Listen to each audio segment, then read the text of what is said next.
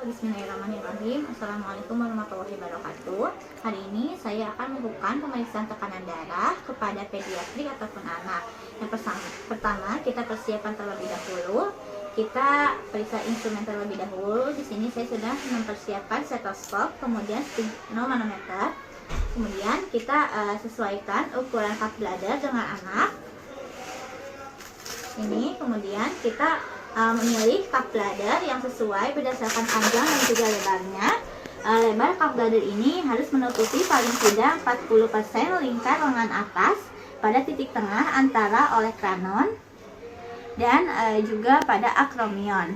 Kemudian panjang cup bladder ini harus menutupi 80 sampai dengan 100% lingkar lengan atas. Kemudian kita periksa manometer untuk setiap kerusakan mekanik yang akan mempengaruhi pengukuran tekanan darah. Selanjutnya kita juga periksa tempat yang akan kita lakukan pemeriksaan ini apakah dalam situasi yang terkendali atau tidak. Kemudian pasiennya, baik kita periksa apakah pasiennya ini tidak mengkonsumsi obat ataupun makanan yang dapat merangsang apapun.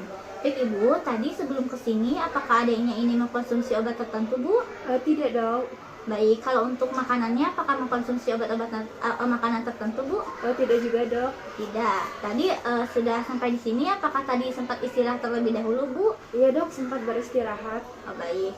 Kemudian kita persilakan pasien untuk duduk selama 5 menit di kursi dengan bantuan. Kemudian kakinya ini menggantung dan lengan kanannya ini ditopang dengan posisi lengan tangannya ini berada di meja dan setinggi dengan jantung. Kemudian pada anak yang lebih kecil kita bisa lakukan pengukuran dengan cara pasiennya ini posisinya berbaring dengan lengan lurus dengan badan.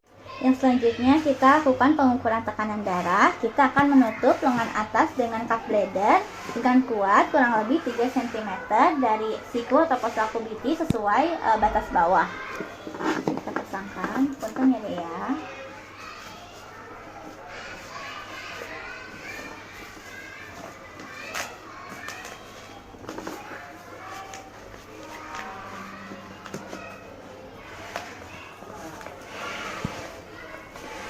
Kemudian selanjutnya kita menentukan posisi arteri brachialis dengan cara meraba fossa kubiti.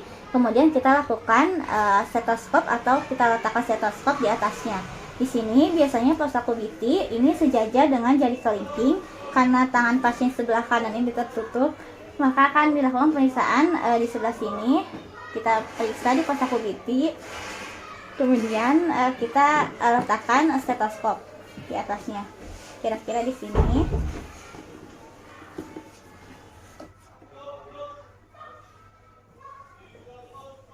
Kemudian setelah itu kita akan melakukan pompa pada mansetnya.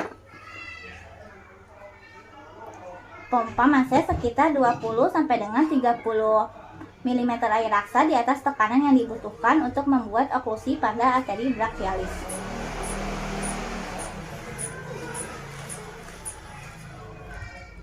Kemudian setelah itu tekanan darah turun perlahan 2 sampai dengan 3 mm air raksa sampai terdengar bunyi korot cough.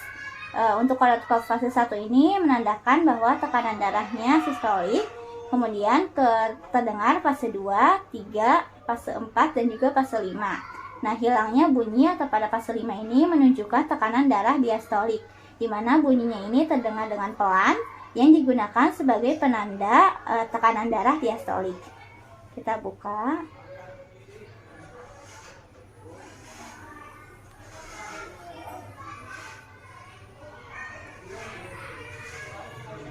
Baik, untuk hasil pemeriksaan tekanan darah pada pasien ini yaitu 130/90 mm air raksa. Yang selanjutnya kita lakukan plotting pada chart. Kita plotting tinggi atau berat badan pasien dalam bagan CDC. Kemudian kita lihat atau cari persentil pasien. Nah, di sini karena usia pasien 10 tahun, kita gunakan chart yang 2 sampai dengan 20 tahun untuk anak laki-laki karena pasiennya juga anak laki-laki. Kemudian di sini sudah saya tulis nama pasiennya yaitu Dodo dengan medical reference-nya 12345. Nah, di sini pada tinggi badan pasien didapatkan 130, kemudian untuk usia pasiennya ini 10 tahun. Maka kita tarik garis dan didapatkan titiknya di sini, yang mana menunjukkan persentilnya ini 10.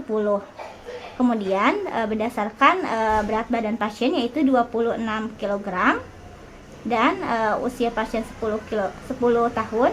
Nah, di sini kita dapatkan garisnya, titiknya. Nah, ini menunjukkan persentilnya juga 10. Kemudian kita lakukan pemeriksaan pada derajat tekanan darahnya. Di sini kita lihat usianya. Pada pasien usianya 10 tahun, maka kita gunakan yang ini. Ini untuk sistolik dan ini untuk diastolik. Nah, di sini tadi pada pemeriksaan persentilnya didapatkan 10%, kemudian untuk sistoliknya didapatkan hasil 130. Nah, di sini maka termasuk ke dalam klasifikasi 95 persentil ditambah 12 mm hai raksa. Kemudian untuk yang diastoliknya juga sama, didapatkan tadi persentilnya 10%, kemudian usia pasiennya 10 tahun dan hasil dari diastoliknya ini 90 mm hai raksa, termasuk ke sini 88, dan ini termasuk ke 95 persentil ditambah 120 mm hai raksa. Kemudian kita lihat pada tabel untuk klasifikasi dari blood pressure-nya. Di sini ada untuk anak usia 1 sampai dengan kurang dari 13 tahun dan ada untuk anak lebih dari 13 tahun. Karena pasien usianya 10 tahun, jadi kita gunakan yang ini.